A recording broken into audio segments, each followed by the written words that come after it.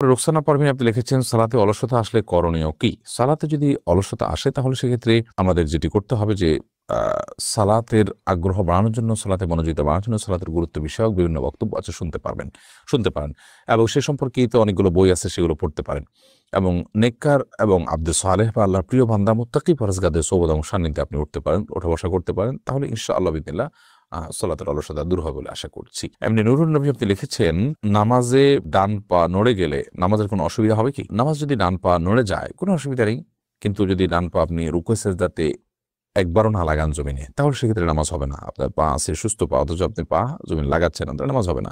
কারণ নবী করিম সাল্লাল্লাহু আলাইহি ওয়াসাল্লাম বলেছেন, উমিরতু আন আসজুদা আলা সাবআতি আযমিন, আমি ৭টি অঙ্গের উপরে সিজদা করার জন্য নির্দেশ আমাকে দেওয়া হয়েছে, তার মধ্যে থেকে এই ২ পা এগুলো জমিনের সাথে লাগা থাকতে হবে।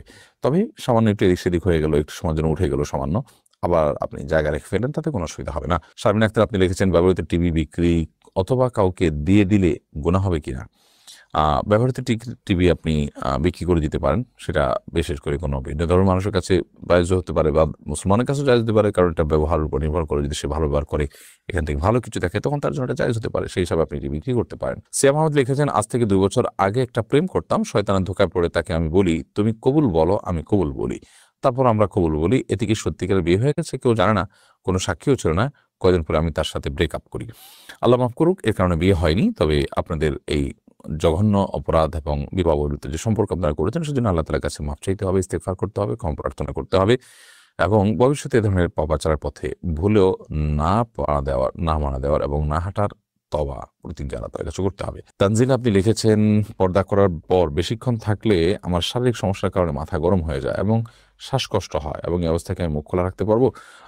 দেখুন, আপনি যদি পুরুষদের মধ্যে থাকেন তাহলে সেক্ষেত্রে আপনি প্রয়োজনে মুখের নেকাব খুলে ওড়নাকে টেনে দিয়ে আপনার মানে সৌন্দর্য যাতে অপ্রকাশিত থাকে এবং আবৃত থাকে সেই ব্যবস্থা করলেন, কিন্তু আবার মুখে নেকাবও পড়লেন না, জাস্ট আপনি পর্দা টেনে দিলেন, এভাবে আপনি থাকতে পারেন, কোনো অসুবিধা নেই। এটা আপনার জন্য জায়েজ হতে পারে। এছাড়া যদি পুরুষদের মধ্যে আপনি না থাকেন, বরং আপনি কোনো জায়গায় যাচ্ছেন, ধরুন গাড়িতে আছেন, ব্যক্তিগত গাড়িতে, তাহলে সেক্ষেত্রে আপনি পেছনে আছেন, খুলে আপনি বসলেন, তাতে কোনো অসুবিধা নেই। আপনি পুরুষের সামনে আপনার নিজের সৌন্দর্যকে প্রকাশ করবেন না, এটাই হলো পর্দার মূল বিষয়। এমনি রাহিম সরকার আপনি লিখেছেন, অজু করে ক্রিম ব্যবহার করা যাবে কিনা? অজু করার পর ক্রিম ব্যবহার করতে কোনো অসুবিধা নেই।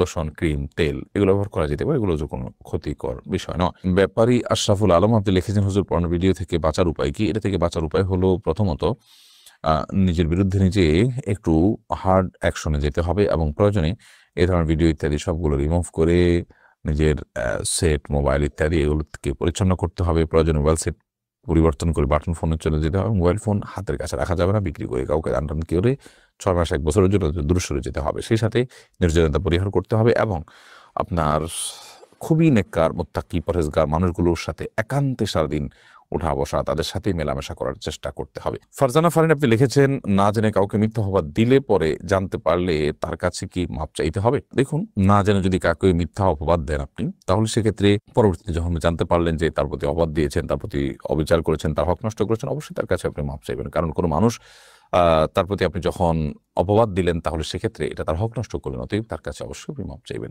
এরপরে মাহফুজা মুক্তা আপনি লিখেছেন, পার্লারের রূপচর্চা বা ফেসিয়াল করা যাবে কিনা? রূপচর্চা করা যেতে পারে শরিয়ার সীমার মধ্যে থেকে। আপনি ভ্রু প্লাক করলেন না, আপনি হারাম কোনো কিছু করলেন না, শরীয়তের সীমার মধ্যে থেকে আপনি রূপচর্চা করলেন, মেহেদি লাগালেন বা আপনার শরীরে যদি কোনো প্রকার কি বলে এটাকে মেকআপ করাতে হয়, সেই মেকআপের কারণে যদি কোনো প্রলেপ তৈরি না হয়, যার কারণে উজুতে কোনো অসুবিধা হবে, তাহলে কোনো অসুবিধা নেই। আর যদি প্রলেপ তৈরি করেন, ধরুন মাসিক অবস্থায় কর্মী এটা করলেন, তার এখন সালাত ফরজ নয়, অতএব তিনি এটা করতে পারেন।